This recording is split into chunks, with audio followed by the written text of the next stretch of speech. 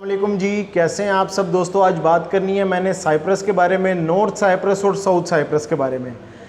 North Cyprus यानी Turkish Cyprus और south Cyprus यानी यूनान साइप्रस। तो ये बताना है कि तुर्किश साइप्रस का वीज़ा एक दिन में कैसे मिलता है और यूनान साइप्रस का वीज़ा 2 दिन के अंदर कैसे मिलता है, इसकी मैं पूरी तफसील बताऊँगा।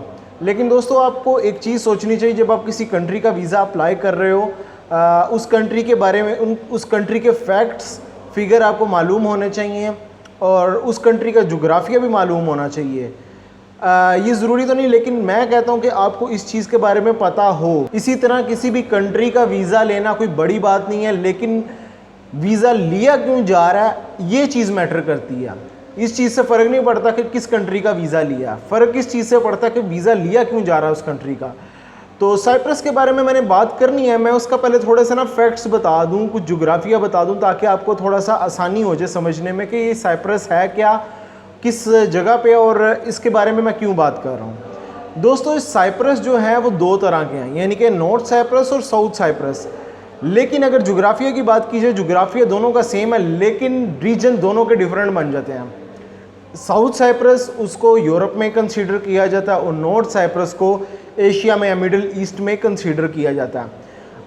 अब यूनान साइप्रस की बात करूं, साउथ साइप्रस की बात करूं, तो वो कहता है कि ये जो तुर्क साइप्रस है, नॉर्थ साइप्रस है, वो हमारा ही पार्ट है, तुर्की ने उस पर नाजायज़ कब्ज़ा किया हुआ है। जबकि नॉर्दर्न साइप्रस यानी कि तुर्क साइप्रस वो इस चीज़ को कंसीडर नहीं करता, वो अपने आप को एक अलहदा आज़ाद स्टेट, आज़ाद मुल्क करार दिया हुआ उसने।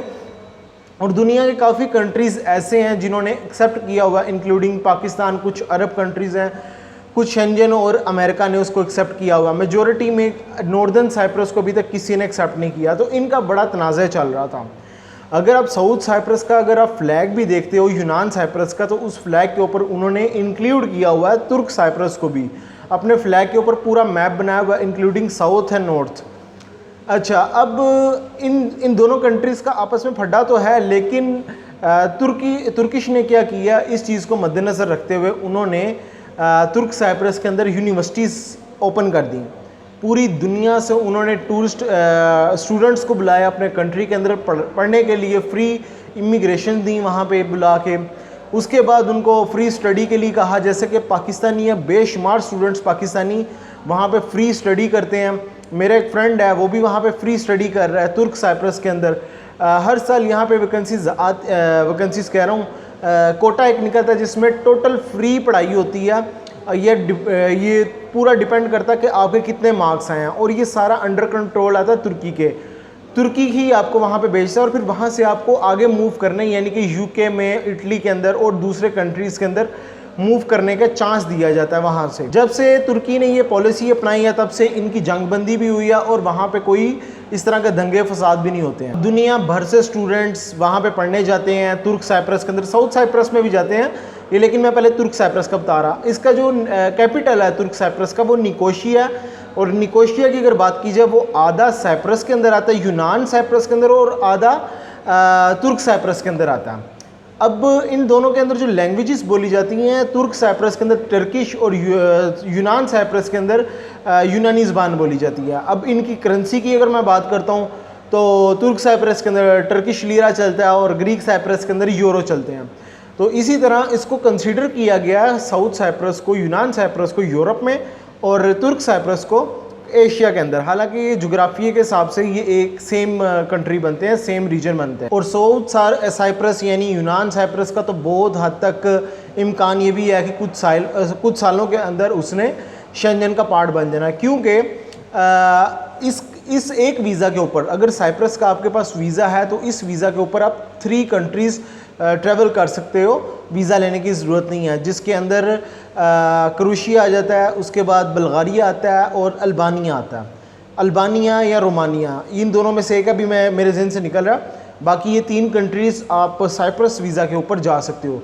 अगर इन दोनों कंट्रीज़ के वीज़ा की बात की जाए, तो भाई साउथ साइप्रस का जो वीज़ा वो सेम लाइक शेंजन वीज़ा है, लेकिन वो शेंजन है नहीं, उसका जो स्टिकर है सेम लाइक शेंजन है। और अगर टर्किश साइप्रस की बात करूँ, तो इनका जो वीज़ा है सेम लाइक टर्किश है, तुर्की का वीज़ा जैसे है, सेम टू सेम वैसा ही है। बस थोड़ा बहुत फ़र्क है, उसके अंदर कुछ चीज़ें लिखी होती हैं, अपने कंट्री का नाम लिखा होता है। इन दोनों कंट्रीज़ के अंदर जो गवर्नमेंट बनती है वो भी यूनान साइप्रस के अंदर यूनानी गवर्नमेंट डिसाइड करती है और तुर्क साइप्रस के अंदर टर्किश गवर्नमेंट डिसाइड करती है।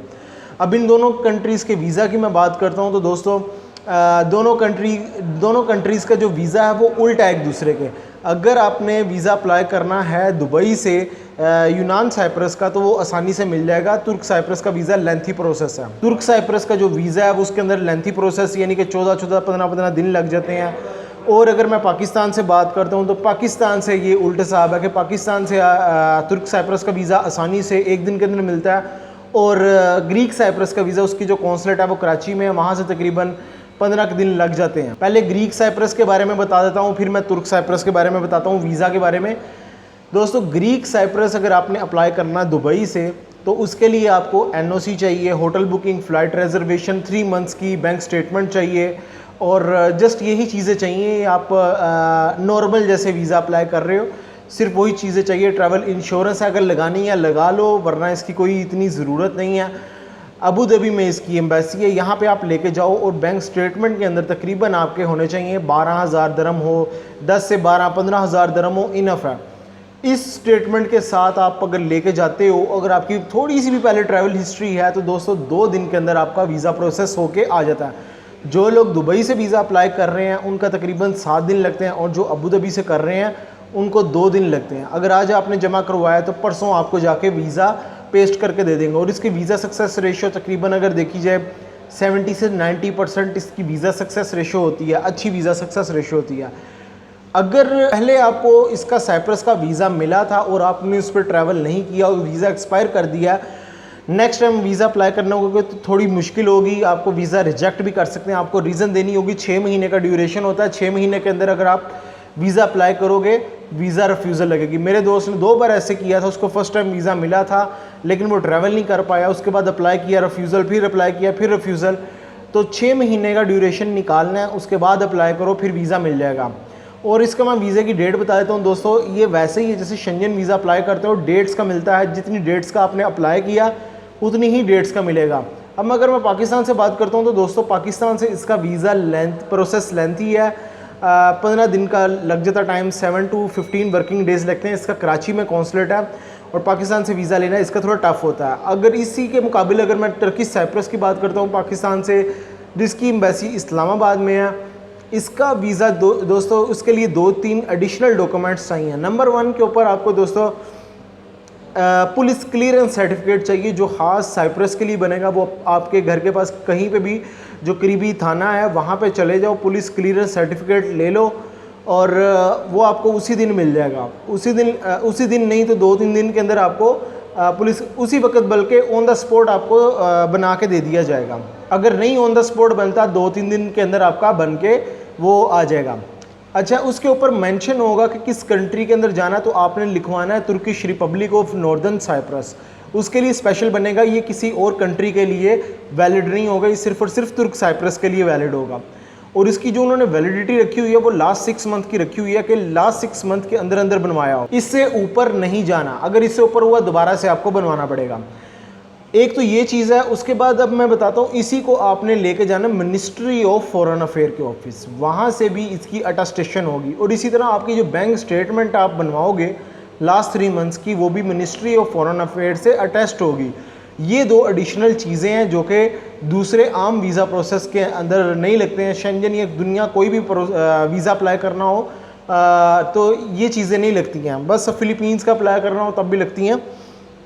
अच्छा, अब उसके बाद बैंक स्टेटमेंट आपकी लगती है, लास्ट 3 से 6 मंथ की बैंक स्टेटमेंट लगेगी।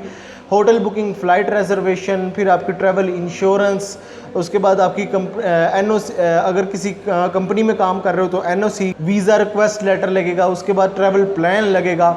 बाकी ये जो चीज़ें मैंने बताई ये लेके आपने जाना है Turkish Republic of Northern Cyprus के ऑफिस जो कि इस्लामाबाद में है, और इसका वीज़ा प्रोसेसिंग सेम डे है। अगर किसी बंदे ने किसी स्टूडेंट ने वीज़ा अप्लाई करना है तब भी उसका सेम डे में मिल जाएगा। आप इस्लामाबाद जाओ और उसी दिन आपका प्रोसेस हो जाएगा। सुबह हमने सबमिट करवाई है फ़ाइल, जाके सुबह अपॉइंटमेंट ली है। अपॉइंटमेंट इसकी बेसिकली पहले होती थी, अब इसकी अपॉइंटमेंट भी ख़त्म की हुई है। आप जस्ट वहाँ पे जाओ, सुबह अर्ली मॉर्निंग में जाओ, वहाँ पे जाके सबमिट कर दो। ऑनलाइन उनको एक फॉर्म होगा, वहाँ पे आप फिल बता दो कि मेरी कल मैं आ रहा हूँ, ठीक है। ऑनलाइन आप देख लेना इसका। वहाँ पे जाओ, सुबह अगर आप फाइल जमा करवा रहे हो तो शाम को आपका वीज़ा रेडी कर देंगे। 3 से 4 घंटे के अंदर ये वीज़ा रेडी हो जाता है और इसका ई वीज़ा आपको देंगे। ये स्टिकर वीज़ा नहीं होगा, ई वीज़ा होगा। वो एलिजिबिलिटी होती है, उसके ऊपर आप ट्रैवल करके साइप्रस जा सकते हो। और इसकी जो फ़्लाइट होगी वाया इस्तांबुल पकड़नी पड़ेगी। अगर आप पाकिस्तान से जा रहे हो, किसी और कंट्री से इसकी फ़्लाइट भी नहीं जाएगी। अच्छा, जब आप इस्तांबुल एयरपोर्ट से एरेकान एयरपोर्ट पे जाओगे, एरेकान उनका जो एयरपोर्ट का नाम है निकोशिया का, तुर्क साइप्रस, वहाँ पे पहुँचोगे तो आपका वहाँ पे वीज़ा पेस्ट होगा। अच्छा, बहुत से भाई कहते हैं कि इसका स्टिकर वीज़ा नहीं होता, ई वीज़ा पे जाते हैं, लेकिन मेरे फ्रेंड्स गए हैं इस तरह, वो बता रहे थे और मैंने ख़ुद एम्बेसी कॉल करके भी पता किया। उन्होंने ख़ुद कहा आपको यहाँ से ई वीज़ा इशू किया जाएगा, लेकिन जब आप एयरपोर्ट के ऊपर जाओगे तो वहाँ पे स्टिकर लगा दिया जाएगा एयरपोर्ट के ऊपर।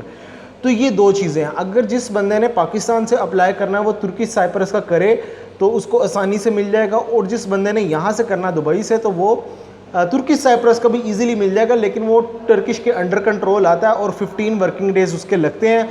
और साइप्रस, ग्रीक साइप्रस का इजीली वीज़ा मिलता है। थोड़ी सी ट्रैवल हिस्ट्री हो, आपका वीज़ा स्टेटस अच्छा हो और बैंक स्टेटमेंट थोड़ी सी अच्छी हो, आपको ग्रीक साइप्रस का भी वीज़ा मिल जाता है। तुर्क साइप्रस की अगर मैं बात करता हूँ तो उसका कोई वीज़ा फ़ीस इतनी नहीं है पाकिस्तान से, सिर्फ 5 to 6,000 रुपीज़ लगते हैं पाकिस्तान से और आपको तुर्की साइप्रस का वीज़ा मिल जाता है, और इसके लिए कोई इन्विटेशन भी रिक्वायर्ड नहीं होता।